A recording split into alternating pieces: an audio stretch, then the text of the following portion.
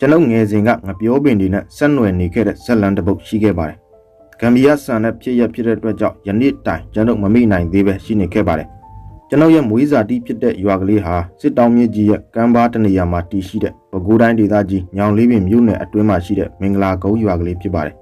ရှိအခါကတရွာလုံးမီးလောင်လို့တက်ပြောင်ခဲ့မှုတဲ့အတွက်ကြောင့်မီးလောင်ကုန်းလို့ခေါ်ခဲ့ပါသေးတယ်နောက်တစ်ချိန်မှာတော့လူကြီးတွေကပညာရှိတဲ့ရဟန်းတော်မြတ်တွေရဲ့ဩဝါဒကိုခံယူပြီးမင်္ဂလာရှိတဲ့မင်္ဂလာကုန်းရွာလို့မဲခေါ်ခဲ့ကြပါတယ်စစ်တောင်းမြစ်ကြီးဟာကျွန်ုပ်ရဲ့ငယ်ပေါင်းချစ်ဆွေကြီးဖြစ်ပါတယ်မျက်နာကန်းနာမှာကြီးပြင်းမွေးဖွားခဲ့ရတဲ့ကျွန်ုပ်ဟာစစ်တောင်းမြစ်ကြီးကိုငယ်စဉ်ကတည်းကပဲရင်းနှီးကျွမ်းဝင်ခဲ့ပါတယ်ကျွန်ုပ်ရဲ့ကလေးဘဝအိမ်မက်တွေထဲမှာစစ်တောင်းမြစ်ကြီးကလွမ်းမိုးနေခဲ့ပါတယ်ကျွန်ုပ်တို့ကလေးဘဝမှာစစ်တောင်းမြစ်ထဲမှာရေကူးကြပါတယ်လေစီးကြပါတယ်ငါးများကြပါတယ်ရေထဲမှာပျော်ရွှင်စွာနဲ့ရေငုပ်ပြန်ခဲ့ကြပါတယ်ဒါကြောင့်စစ်တောင်းမြစ်ရဲ့ရေစီးတန်တို့ဟာကျွန်ုပ်ရဲ့နှလုံးသွေးလေပတ်တန်အလားပဲတန်ရောစဉ်ကြီးမားခဲ့ပါတယ်ခက်တာကစစ်တောင်းမြစ်ကြီးဟာတာယာလပလွန်တဲ့ຫນွေဥရာသီတွေမှာရင်းနှီးခင်မင်မှုကောင်းသလောက်မိုးရာသီတွေမှာသူ့ရဲ့ဗီဇဇိုးကိုထုတ်ပြတတ်ခြင်းပဲဖြစ်ပါတယ်စစ်တောင်းမြစ်ဟာမိုးရောက်တာနဲ့စိုင်းမစင့်ဘုံမစင့်အခိုးတကွန်လွင့်မာတော့တယ်ငွေကြီးတစ်ကောင်ပပြင်းထောင်သလိုပဲတဟဲဟဲတဟီဟီညီးညူအော်ဟစ်ကျိန်ဝါပြီးတွေးကြရကိုဝါမျိုးတိုက်စားရင်းနဲ့ဝရုံသုံးကားစီးဆင်းမာတော့တယ်ကျွန်ုပ်တို့ကတော့ကလေးဘွားအရွယ်မှာစစ်တောင်းမြစ်ကြီးကိုအပြစ်မမြင်အချစ်အခင်မပြတ်ပေမဲ့လည်းကျွန်ုပ်ရဲ့အဖေနဲ့အမေတို့ကတော့စူးတထိတ်ထိတ်နဲ့မျက်စိမျက်နှာပြတ်နေကြပါတယ်ဘယ်တော့မှကမ်းပါပြိုလေမလဲဆိုပြီးစိုးရွံ့ကြောက်လန့်နေကြပါတယ်စစ်တောင်းမြစ်မြစ်ရည်တိုက်စားလို့ကမ်းနားမှာနေထိုင်ကြတဲ့ကျွန်ုပ်ရဲ့အဖေနဲ့ဆွေမျိုးတွေဟာအကြိမ်ကြိမ်ရွှေ့ပြောင်းခဲ့ကြရပါတယ်ကျွန်ုပ်တို့တဲစုကလေးဟာကမ်းပါပြိုတဲ့နေရာထဲမှာမပါသွားခဲ့ပါဘူးဖျားတရင်ဆူတောင်းနေခဲ့တဲ့အမေကတော့တော်ပါသေးရဲ့လို့တပ်ပြင်းရှာပြီးရေရွတ်ရှာပါတယ်မုတ်တော်ရသည့်အစုပ်မှာစစ်တောင်းမြစ်ပြိုဟာသူမဟုတ်တော့သလိုပဲရေလိုင်းဤကလေးတွေနဲ့ညင်ညိတ်ကလေးတရုပ်ဆောင်တက်ပြန်ပါတယ်ဒီလိုတော့လဲစစ်တောင်းမြစ်ဟာချစ်ခင်တွေ့တာပွဲကောင်းပါတယ်မိုးရသည်မှာလေယာဦးကြီးတို့အတွက်အဖိုးတန်တဲ့နှုံးမြေနှုတွေကိုတည်ယူပို့ချပေးခဲ့ပါတယ်စစ်တောင်းမြစ်ကမ်းမှာနေတဲ့ကျွန်ုပ်တို့တဲအိမ်ကလေးတစ်ဝိုက်မှာဝင်းဝါဆူဤပြီးမုံမုံဝင်းဝင်းမြေစီမြေနစ်တွေကိုတည်ဆောင်ပေးခဲ့ပါတယ်မိမပြူကလေးတယောက်သွေးထားတဲ့တနက်ခါအနှစ်လိုပဲတွေ့တာဆွဲမွဲဖွယ်ကောင်းလာပါတယ်ဒီတော့မှကျွန်ုပ်ရဲ့အဖေလည်းပြုံးဖော်ရပါတယ်တမိုးရင်းလုံးလိုခက်တီတီကြီးစစ်တောင်းမြစ်ကိုစိမ့်ကြီးကြည့်နေတတ်တဲ့စစ်ပြန်ရဲဘော်ဟောင်းကြီးတူဖြစ်တဲ့ကျွန်ုပ်အဖေရဲ့အပြုံးကိုရှားပါးစွာမြင်ရခြင်းဖြစ်ပါတယ်။နှုံးမြေတို့ပေါ်မှာအဖေဟာစောင်းသီးနှံတွေဖြစ်တဲ့မြေပဲကြီးပဲနောက်မတ်ပဲစသည်တို့ကိုစိုက်ပျိုးပါတယ်။တစ်ဖက်ကလည်းကျယ်ဝန်းပြန့်ပြူတဲ့မြေစီမြေနစ်ပေါ်မှာငပြောပင်တွေကိုစိုက်ပျိုးပါတယ်။ငပြောပင်တို့ဟာမြေစီမြေသားကောင်းပြီးစိမ်းရောင်ဆိုလွင်အောင်မြင်ဖြစ်တွန်းနေပါတယ်။တပင်ကနေ2ပင်2ပင်ကနေ3ပင်ခန့်ဟာလပိုင်းအတွင်းသားတက်တွေထွက်လာပါတယ်ငပြောအုံငပြောယုံကြီးတွေဟီးထားလာပါတယ်ဖီးချမ်းနတ်သာပူတီးမွေရခိုင်စတဲ့ငပြောမျိုးတွေဟာသူ့ထက်ငါအလားချင်းပြိုင်နေကြပါတယ်စစ်တောင်းမြစ်ပြင်ကလေနုအေးမှာအန်ရီတပြပြနဲ့ရိမ့်ကနေကြပါတယ်ဒီငပြောချံကထွက်တဲ့ငပြောခိုင်ငပြောဖီးတွေကိုလဲနဲ့တိုက်ပြီးညောင်လေးပင်မြို့ဈေးကွက်ကိုအဖေကပိုးရပါတော့တယ်တစ်ဖက်ကလည်းကိုင်းသီးနှံတစ်ဖက်ကလည်းခြံသီးနှံတို့နဲ့ကျွန်တော်တို့ညီအကို3ယောက်ရဲ့ပညာရေးနဲ့မိသားစုဝမ်းရေးဟာစိတ်အေးကြရပါတော့တယ်ကျွန်တော်တို့ညီအကို3ယောက်ဟာကြီးစဉ်ငယ်လိုက်ဖြစ်ပါတယ်အဖေငပြောပင်ကထွက်တဲ့သားတက်တွေလိုပဲအပြိုင်အရိုင်အာသစ်မွေးစလူငယ်ဘဝဖြစ်ပါတယ်ရွှေခိုင်စိန်ခိုင်မြခိုင်ဆိုပြီးကျွန်တော်တို့အဖေဦးပါခိုင်ကမဲခေါ်ထားပါတယ်မြောက်ရှုံးအောင်စော့ကစားကြတဲ့အတွက်ကြောင့်ရွာသားတွေကကျွန်တော်တို့ကိုမြောက်3ကောင်လို့ခေါ်ကြပြောကြပါတယ်အဲ့ဒီအခေါ်ပြောကိုကျွန်တော်တို့လက်မခံလိုကြပါဘူးလူကြီးတွေကချစ်ခင်လို့ခေါ်ခြင်းဖြစ်တဲ့အတွက်ကြောင့်အောက်သက်သက်နဲ့ဒီးခံကြရပါတယ်ကျွန်ုပ်တို့ညီအကိုများကိုဖခင်ကြီးကရဲစိတ်ရဲမှန်တွင်ပေးထားတဲ့အတွက်ကြောင့်ကိုရဲသုံးပေါ်လို့ခံယူထားကြပါတယ်။လာကြစမ်းဘယ်တဲစုနဲ့ရံဖြစ်ရမလဲ။နပန်းချရမလား။လက်ဝိတ်ထိုးရမလား။ဘောလုံးကန့်မလား။စမ်းချင်ရစမ်းနိုင်ပါတယ်။ဖြစ်ချင်ရဖြစ်မောင်ဘချစ်တို့အဖွဲ့ဖြစ်ပါတယ်။အဲ့ဒီညကလာတာနေပါတယ်။အဖေရောအမေပါခီးထွက်သွားကြပါတယ်။ကျွန်ုပ်တို့3ယောက်အတွက်ချက်ပြုတ်ထားခဲ့ပါတယ်။ကျွန်ုပ်တို့ရွာမှာမူလတန်းကျောင်းမရှိပါဘူး။ကျွန်ုပ်တို့ရွာနဲ့4မိုင်လောက်ကွာဝေးတဲ့ပဇွန်မြောင်းရွာကြီးမှာအလဲတန်းကျောင်းရှိပါတယ်။ကျွန်ုပ်တို့ညီကို3ယောက်ဟာနေ့စဉ်ပဇွန်မြောင်းရွာကိုကျောင်းသွားခဲ့ကြရပါတယ်။ကျောင်းကနေအိမ်ပြန်ရောက်တဲ့အခါမှာညနေ9နာရီလောက်ရှိနေပါပြီ။အမေချက်ပြုတ်ထားတဲ့ငါးဟင်းနဲ့ထမင်းကိုအားရပါရညီကို3ယောက်စားတော့ကြပါတယ်။စားရင်တောက်ရင်နဲ့ညနေ6နာရီအချိန်ရောက်လာပါတယ်။စောင်းအကုံຫນွေကူးပြတဲ့အတွက်ကြောင့်ကြည်နူးဖွယ်ရာသီကာလဖြစ်ပါတယ်။စစ်တောင်းမြစ်ရဲ့အေးများတဲ့မြစ်ပြင်ကိုနမ်းရှိုင်နဲ့ရောက်လာကြတဲ့လေနုအေးတွေကလည်းကျွန်ုပ်တို့ကိုအပူတက်တာစေပါတယ်စစ်တောင်းမြစ်ဘက်ကိုလမ်းမြော်ကြည့်လိုက်ရင်လည်းစောင်းရက်လက်ကျန်ဖြစ်တဲ့နင်းပွင့်မြူတွေနဲ့မြစ်ပြင်ကအငွေ့ပြန်နေတဲ့ရေခူးရေငွေ့တို့ပေါင်းဖက်ရက်လိမ်ပြီးနေရပါတယ်လာရောင်ကလည်းမြူနင်းတွေလွမ်းခြုံထားတဲ့အတွက်ကြောင့်ပပလက်လက်လေးကျနေပါတယ်စ စစ်တောင်မြစ်တွင်ကတငါသေးဖြစ်ကြတဲ့ကိုဘိုးမောင်တို့တီဆိုလိုက်တဲ့တေးသံဟာမြစ်ယူတစ်လျှောက်မှာကျွန်ုပ်တို့ထံကိုရောက်လာပါတယ်။ตาရလာပါတယ်။ကျွန်ုပ်တို့ညီကို3ယောက်အတွက်ဒီညဟာလွတ်လပ်ရေးရတဲ့ညဖြစ်ပါတယ်။အလင်းရောင်အတွက်မိခွက်မထုံးတော့ပါဘူး။စာချက်ဖို့လည်းလုံးဝစိတ်ကူမရှိကြပါဘူး။ညီကို3ယောက်သာတက်ညီလက်ညီဆွေးနွေးညှိနှိုင်းဖို့မလိုပဲငပြောပင်တွေကြားပျော်ပါးစွာနဲ့စောကစားခဲ့ကြပါတယ်။လာရောင်ကမလင်းတလင်းအမောင်ရိပ်ကွက်တီကွက်ကြားမှာ3ယောက်သာပျောက်ကြားစစ်စင်ရေးအဖြစ်အလေးငိုက်မှာထိုးကျိတ်တိုက်ခိုက်လုံးထွေးတပ်ပုတ်ရင်းနဲ့ပျော်နေကြပါတယ်။စောကစားရင်အတန်ကြာလာတဲ့အခါမှာငပြောပင်မှာရှိတဲ့ငပြောခိုင်ကငပြောသီးတွေကိုပြုတ်ပြီးအမောပြေစားကြပါတယ်။ကျွန်ုပ်တို့3ယောက်ဟာပြည်ရင်လွှားရင်တိုက်ခိုက်ကစားရတဲ့အတွက်ကြောင့်မောပန်းလာပါတယ်။ဒီလိုမောပန်းလာတဲ့အတွက်ကြောင့်ခဏအပန်းဖြေခဲ့ကြပါတယ်။ညီငယ်လေးများခိုင်ကကစားနည်းပြောင်းလဲဖို့ပြောလာပါတယ်။ငါတို့စစ်တိုက်တန်းကစားရတာမောပြီကွာ။တူပုတ်တန်းကစားကြရအောင်။အေးကောင်းတယ်။ညီလက်စိန်ခိုင်ကသဘောတူလိုက်ပါတယ်။အကြီးဆုံးဖြစ်တဲ့ကျွန်ုပ်ဆွေခိုင်ကခေါင်းကြီးပြလိုက်ပါတယ်။တူပုံနှံကစားတဲ့နေရာမှာကျွန်ုပ်ကအကူကြီးဖြစ်တဲ့အတွက်ကြောင့်သူတို့နှစ်ယောက်ပုံနာကိုလိုက်ရှာခဲ့ရပါတယ်။နှစ်ယောက်စလုံးကိုရှာလို့တွေးမှစတင်တွေးချင်းခံရတဲ့သူကနောက်တစ်ပွဲအတွက်ခွေးယူလောက်ရပါတယ်။တူပုံနှံကစားရခြင်းဟာငပြောချန်ထဲမှာအလွန်တဘာဝကျပါတယ်။ငပြောပင်နဲ့ငပြောအုံငပြောရွက်ဖဖားကြီးတွေကြားမှာဝင်ပုံနေတကူလုံးပျောက်သွားပါတယ်။တော်တော်နဲ့ရှာဖို့မလွယ်ပါဘူး။ကျွန်ုပ်ညီငယ်တွေကလည်းလင်းပါတယ်။တူတန်ပေးပြီးနေရာပြောင်းပါတယ်။လက်ခနဲ့လှုပ်ရှားကြတဲ့နေရာမှာအမောင်တဝက်အလင်းရိပ်ပျောက်တီးပျောက်ကြားမှာလူရိပ်နဲ့ငပြောရိပ်တို့ကြားဝေဝါးမျက်စိမားစရာဖြစ်နေပါတယ်။ဒီတော့တယောက်ကိုတယောက်ရှာရဖို့အတွက်ကျွေးကြီးကြားရပါတယ်။ရှာရင်းပွေရင်းနဲ့ညီလက်စိန်ခိုင်ကိုအရင်တွေးပါတယ်။ဟောဒီမှာစိန်ခိုင်မင်းထွက်ခဲ့။စိန်ခိုင်ကငပြောဖုတ်တီကြားကနေထွက်လာပါတယ်။နောက်တယောက်ကြံနေသေးတဲ့အတွက်ကြောင့်ဆက်ရှာရပါတယ်။ဒီကောင်ကအတော်လဲပါတယ်။ဘယ်နေရာမှာခြေရာဖြောက်ပြီးပုံနေတယ်လည်းမသိပါဘူး။နှခါ3ခါလောက်တူတန်ပေးပြီးအတန်ပျောက်သွားပါတယ်။ကျွန်တော်ရဲ့စိတ်ထဲမှာတော့ဒီကောင်ငပြောဖုတ်တွေကြားမှာအိတ်များပျော်နေပြီးလားလို့တွေးနေမိပါတယ်။မြခိုင်ရေဟေးမြခိုင်တူတန်ပေးအောင်လေကျွန်တော်ကအထက်အော်ရင်တူတန်ပေးဖို့ပြောခဲ့ပါတယ်။သူက10မိနစ်လောက်ဘာမှမတုံ့ပြန်ခဲ့တဲ့နေရာမှာကျွန်တော်ရဲ့စိတ်ထဲမှာတော့10နာရီမကကြာမြင့်သွားပြီလို့ခံစားရပါတယ်။စူးရိတ်စိတ်ကကျွန်တော်ကိုလွှမ်းမိုးလာပါတယ်။အဲ့ဒီတုန်းကကျွန်တော်က9တန်းညီလက်က9တန်းအငယ်ဆုံးကောင်မြခိုင်က4တန်းကျောင်းသားဖြစ်တဲ့အတွက်ကြောင့်ကျွန်တော်တို့အကူကြီး2ယောက်ကညီအငယ်ကောင်ကိုဝိုင်းချစ်ခဲ့ကြပါတယ်။အခုတော့သူ့ကိုရှာရင်းနဲ့မောနေပါပြီ။ချွေးတွေလည်းဒီကျလာခဲ့ပါတယ်။အကူကြီးဖြစ်တဲ့အတွက်ကြောင့်ညီငယ်တစုံတရာဖြစ်ခဲ့ရင်ကျွန်ုပ်တာဝန်မကင်းတာကိုတွေးမိတဲ့အတွက်ကြောင့်အထိတ်တလန့်ဖြစ်မိပါတယ်။ညီလက်စိန်ခိုင်ကိုကျွန်ုပ်ကကူရှာပေးဖို့ပြောပြပါတယ်။ဟေးကောင်စိန်ခိုင်မင်းကူရှာပေးအောင်ကွဒီကောင်ဘာဖြစ်နေမှမသိဘူး။တခုခုဖြစ်ရင်ငါတို့မသက်သာဘူး။အဖေကျိန်လုံးနဲ့ကြောကော့တော့မယ်။အဲ့ဒီခါမှာညီလက်ကအေးဟုတ်တယ်ဒီကောင်ဘာများဖြစ်နေတယ်လဲမသိဘူး။ဟေးမြခိုင်ရေးမြခိုင်ဟေးမြခိုင်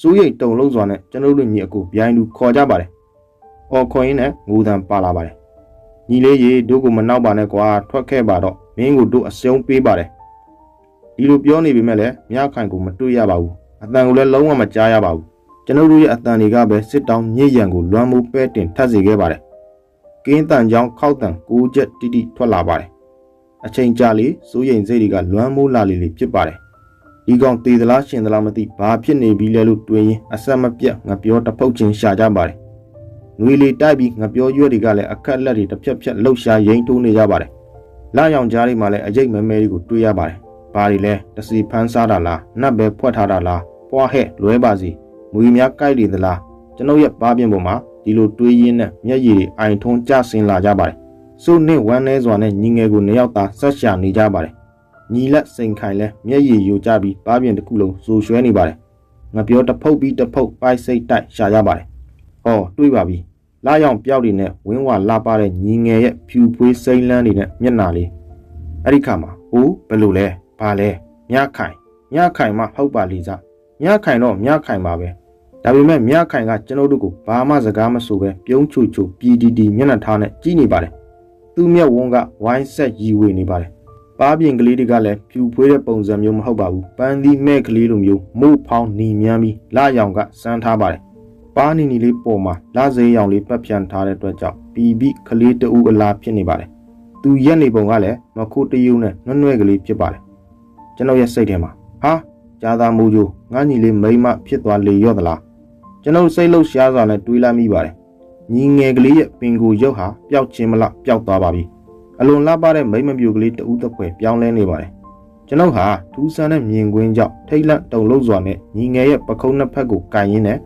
ဟေးကောင်မြခိုင်လို့ကျဲလောင်စွာကြောက်လန့်တကြားအော်ဟစ်လိုက်ပါတယ်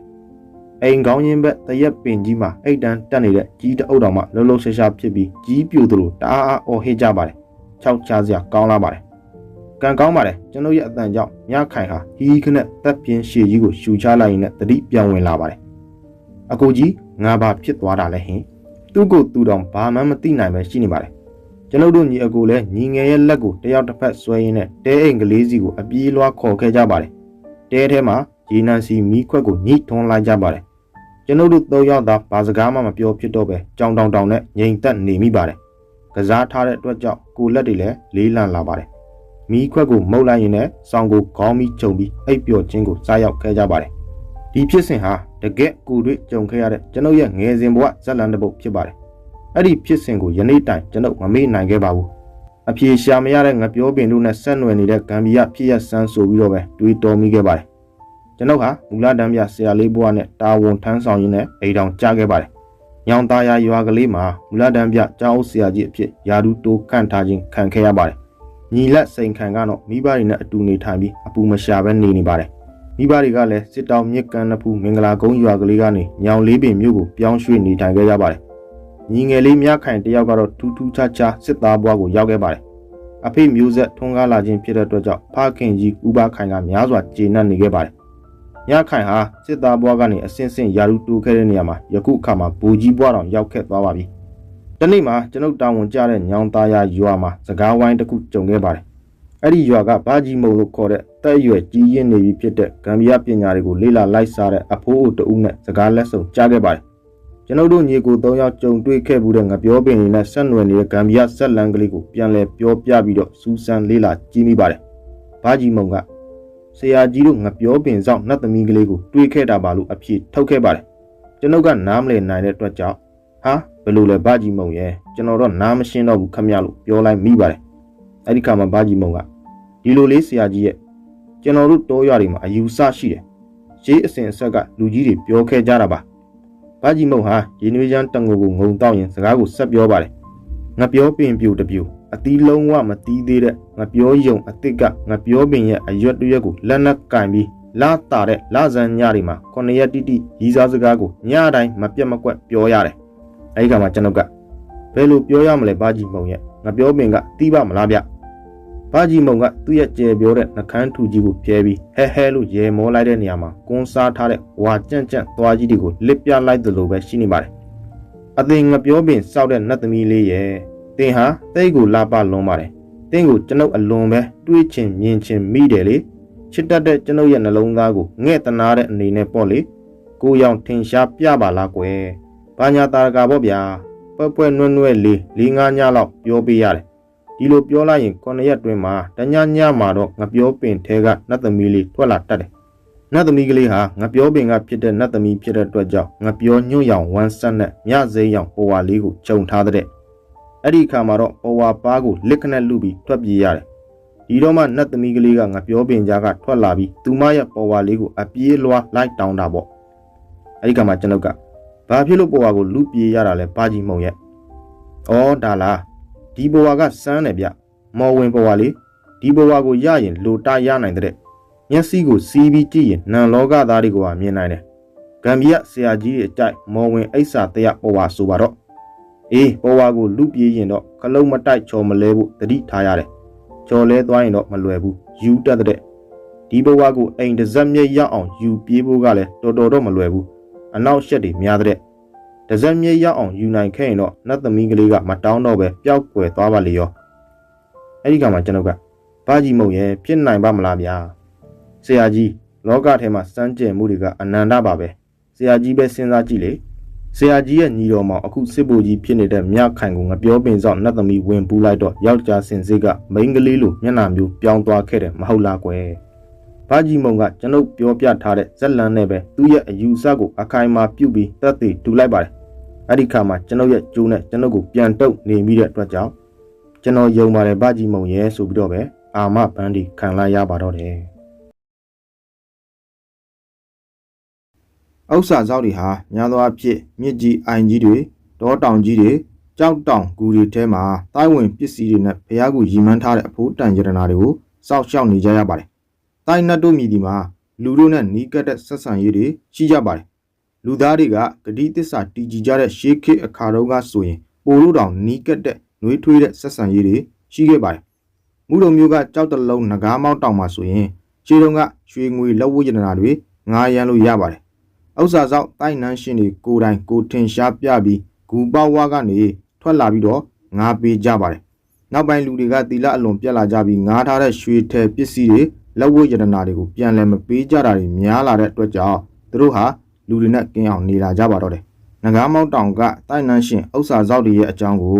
အခုချိန်ထိရေးလူကြီးတွေကပြောပြနေကြတုံးပါပဲ။တိုင်းနန်းရှင်ဥစ္စာဆောင်တွေကိုပြိတ္တာလို့ပြောလို့မရပါဘူး။သူတို့ဟာသာသနာတော်နဲ့နီးစပ်ပြီးလူတွေကိုလည်းကျေးဇူးပြုတတ်တာတွေရှိသလိုကျေးဇူးပြုဘူးတဲ့သူကိုလည်းကျေးဇူးတိတတ်တဲ့သဘောကျေးဇူးဆက်တတ်တဲ့သဘောတွေရှိကြပါတယ်။သူဂတိအဟိတ်ဒွိဟိတ်တီဟိတ်ဆိုပြီးအစင်းမြင့်တဲ့ပရိသတ်တွေနေကြတဲ့ပြိတ္တာတွေကိုရက်ပြည့်၈ပါးထဲမှာပါတဲ့ပြိတ္တာမျိုးလို့သတ်မှတ်လို့မရတော့ပါဘူး။သူတို့တွေဟာစတုမဟာတွေနတ်ပုံမှာအကျုံးဝင်သွားလို့နတ်ပြိတ္တာလို့ပြောမှမှန်ကန်ပါလိမ့်မယ်။တိုက်ကလာတဲ့လူတွေထဲမှာတချို့ကအိမ်တော်ပြုလို့ရပြီးတချို့ကအိမ်တော်ပြုလို့မရပါဘူး။သာသနာပြုဖို့ရည်ရွယ်ချက်နဲ့လူဘဝကိုဝင်စားလာကြတဲ့တိုက်အဆက်အနွယ်များဟာအိမ်တော်ပြုနိုင်သူကပိုများပြီးလူတက်တန်းစစ်အောင်နေကြရလိမ့်ရှိပါတယ်။အလူကြီးပေးရခြင်းတရားပေါနာပွားများရခြင်းတွေရှိပါတယ်။နတ်စီတိုက်ဆက်မကင်းသူအတော်များများဟာတမှုထူးခြားတဲ့နံပိုင်းဆိုင်ရာနဲ့ရှက်နွယ်တဲ့အလောက်ကန်တွေကိုလောက်ရလိမ့်ရှိပါတယ်။ယောဂီတွေယသိတွေယသိမတွေထူးခြားတဲ့သီလရှင်တွေနဂတော်တွေ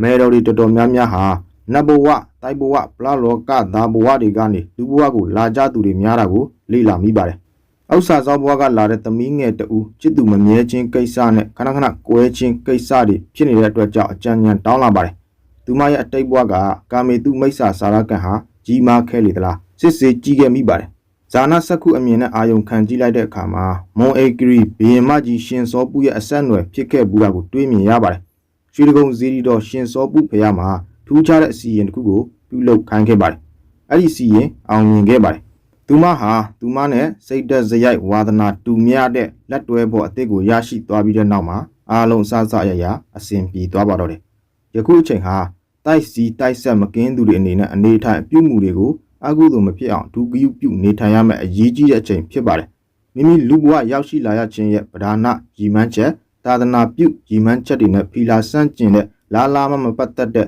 ရှုပ်ထွေးပွေလိမ်နေတဲ့ကိစ္စရက်တွေမှာအလွန်မင်းစိတ်ဝင်စားမိနေခြင်းပါဝင်နေမိခြင်းများကိုလျှော့ချရမှာဖြစ်ပါတယ်။ကာယကံဝစီကံမနောကံကံ၃ပါးလုံးပူပြင်းတောက်လောင်ပြီးမိုးလင်းကမိုးချုပ်အကုသို့များနေခြင်းတွေကသိရင်မူလတိုက်နှန်းကိုပြန်မရောက်နိုင်တော့ပဲအပင်ငရဲကိုကြားရောက်သွားနိုင်ပါတယ်။အဲ့လိုအခြေအနေမျိုးဖြစ်ပေါ်နေရင်မူလတိုက်နှန်းကတကိုးရှင်တို့ဟာသက်ဆိုင်သူတို့ကိုပရိယအမျိုးမျိုးနဲ့လူရအသက်ကိုချွေပြီးနတ်သက်မှာပြန်တီနေစေခြင်းတွေပြုနေကြပါတယ်။တိုက်နှန်းကိုပြန်သွင်းပြန်ခေါ်နေခြင်းများပြုနေကြပါတယ်။ဒါကြောင့်တိုက်ဆက်ဖြစ်နေကြတဲ့9ရက်သားသမီးပေါင်းတို့ဟာအဲ့ဒီချက်ကိုအထူးသတိပြုပြီးနေထိုင်ကြဖို့လိုပါတယ်။တိုက်ဆက်မိန်းကလေးယောက်ျားလေးတွေဟာနေ့စဉ်ကိုယ်နှုတ်အမူအရာစင်ကြယ်စေဖို့သီလဆောက်ထိန်ခြင်းမေတ္တာဘာဝနာပွားများခြင်းမြင့်မြတ်တဲ့ဗြဟ္မဝိဟာရအကျင့်မြတ်နဲ့အေးချမ်းစွာနေထိုင်ခြင်းကိုပြုသင့်ပါတယ်။စောက်ကြည့်နေတဲ့အမားတော်အကူတော်တွေအဆွေမျိုးတွေကသူတို့နှလုံးအေးနေသည်၍တင်တို့ကိုပြန်မခေါ်သေးပဲကုသိုလ်တွေဆက်ပြုနိုင်ဖို့အခွင့်အလမ်းတွေပေးထားကြအောင်မှဖြစ်တဲ့အတွက်ကြောင့်မမေ့မလျော့မပေါ်မဆတဲ့တတိတရားနဲ့ဗုဒ္ဓ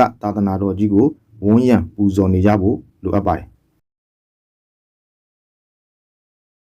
ယနေ့ခေတ်မှာတိုက်ဆက်ဆိုရင်အချစ်ရည်မှာအနောက်ရှက်အတိုက်ခံများပြီးအစင်မပြေဘူးလို့ထင်နေတတ်ကြပါတယ်။အဲ့ဒီအကြောင်းအရာတွေကမှန်နေပေမဲ့ယုံကြည်သူတွေနဲ့မယုံသူတွေဆိုပြီးနှမျိုးကွဲနေပါတယ်။တိုက်ဆက်ကိုယုံကြည်သူတွေမှာလည်းတချို့ကအလွန်ကျူးဆွဲလန်းယုံကြည်ကြပါတယ်။တိုက်ဆက်ဖြစ်ရင်အချစ်ရည်အိမ်တော်ရေးကံမကောင်းနိုင်ပါဆိုတာအမှန်ပဲဖြစ်ပါတယ်။အချစ်ကြိမ်စာတင်းနေတဲ့သူတွေလိုကကြမ္မာဂျိုဆိုးတဲဆောင်လာတဲ့သူတွေလိုအထင်မှားနေတတ်ကြပါတယ်။မိမိကိုယ်ကိုလည်းထင်မြင်နေတတ်ပါတယ်။တချို့ဆိုရင်တိုက်ဆက်ရှိရင်မျက်နှာများတယ်အချစ်ရည်ကံမကောင်းဘူးတိုက်ဆက်ရှိရင်အိမ်တော်ဆက်များတယ်ဆိုပြီးတိုက်ဆက်ရှိတဲ့သူတွေကိုလူမှုရေးအတိုင်းဝိုင်းကခွဲခြားဆက်ဆံချင်ကြပါတယ်တိုက်ဆက်တွေကမျက်နှာများကြတယ်ဆိုတဲ့အကြောင်းကတော့တိုက်ဆက်တွေဟာပွေရှုပ်နေခြင်းကြောင့်မဟုတ်ပါဘူး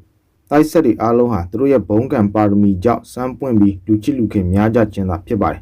တိုက်ဆက်တွေချစ်သူထားရင်မမြဲဘူးအိမ်တော်ဆက်များတယ်ဆိုတဲ့နေရာမှာတိုက်ဆက်ရှိတဲ့သူတွေဟာ ဘုံကံမြင့်မားသူတွေဖြစ်ပြီးသူတို့နဲ့ဘုံကံပါရမီတူတဲ့သူတိုက်ဆက်အချင်းချင်းပဲပေါင်းဖက်လို့ရပါတယ်ဒါပေမဲ့ဘာသာရေးကိုအရေးဆိုင်ပြီးကိုင်းဆိုင်ကြတဲ့ဝိဇ္ဇာပဋ္ဌာန်းဆက်ရှိတဲ့သူတွေနဲ့လည်းအဲ့ဒီတိုက်ဆက်တို့ရဲ့အခြေရည်ဟာတာယာအစဉ်ပြေစီတတ်ပါတယ်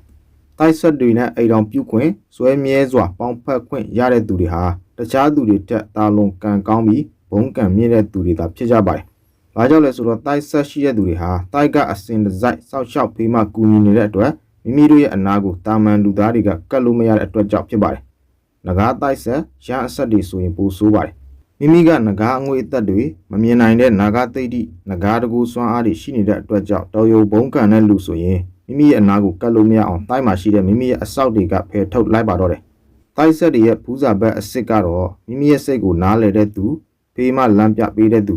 အရာရာကိုတီးခန့်ခွင့်လွတ်ပြီးမိမိကိုအရန်ချေဂယုဆိုင်ပေးတတ်တဲ့အေဂျင့်နဲ့မေတ္တာပိုင်ရှင်ဘုံကံရှိတဲ့သူတွေသာဖြစ်ပါတယ်။ဒါကြောင့်ချစ်သူရည်စားထားတိုင်းပြတ်သွားတာကိုတိုက်ကနောက်ရှက်တယ်မကောင်းမှုဆိုပြီးသွားပြီးဝေဖန်အပြစ်တင်မစောလိုက်ပါနဲ့။မိမိကသာဘာသာရေးကိုအရေးဆိုင်လုပ်ပေးပါ။ကိုအောင်မြင်ခြင်းတဲ့ကိစ္စရက်တွေမှာညစဉ်ဖျားရှိခိုးပြီးတိုင်းသူတို့ကိုအလေးနက်ဆုတောင်းမေတ္တာတွေပို့သပေးလိုက်ပါ။အချိန်တန်ရင်ကိုဘွားအတွက်စိတ်ချမ်းသာစေပြီးဘဝမှာပျော်ရွှင်အေးချမ်းစေမဲ့ဖူးစာရှင်ကိုတိုက်နှန်းရှင်တွေကိုယ်တိုင်မိမိစီပို့တပေးပါလိမ့်မယ်။တိုက်ကလာတဲ့ဆိုတဲ့အချစ်ရေးမှာကံမကောင်းဘူးလို့မထင်လိုက်ပါနဲ့။တိုက်နှန်းရှင်တွေဆိုတာအချော့ပဲကြိုက်ပါတယ်။ဒါကြောင့်တက်ကြွနားလဲတဲ့သူတွေရဲ့အကူအညီနဲ့မိမိရဲ့တိုက်ကိုဆက်သွယ်ပြောဆိုတောင်းပန်ခွင့်ပန်လိုက်ရင်အချစ်ရေးအိမ်တော်ရေးနဲ့လူမှုရေးစီးပွားရေးပါမချမ်းအားလုံးအစဉ်ပြေသွားပြီးကောင်းမွန်သွားပါလိမ့်မယ်။